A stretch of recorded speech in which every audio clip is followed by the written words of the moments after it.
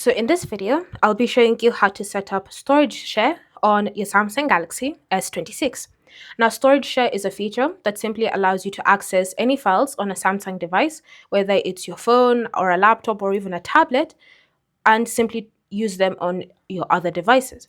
So for example, if you have a Samsung computer and you wish to view the files on your phone, you can easily use storage share to do so.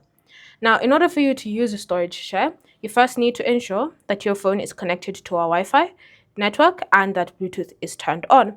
Do the same thing on your laptop or on your tablet.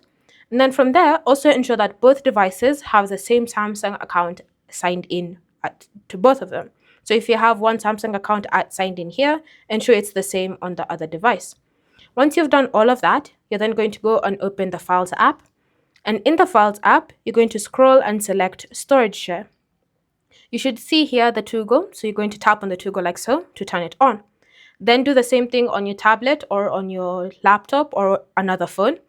And once you've done that, the device should appear in the list of available devices. Once it's appeared here, you can now go ahead and select the device and simply view files from that specific device. Thanks for watching. If you have questions or comments, leave them down below, and I'll see you in the next video.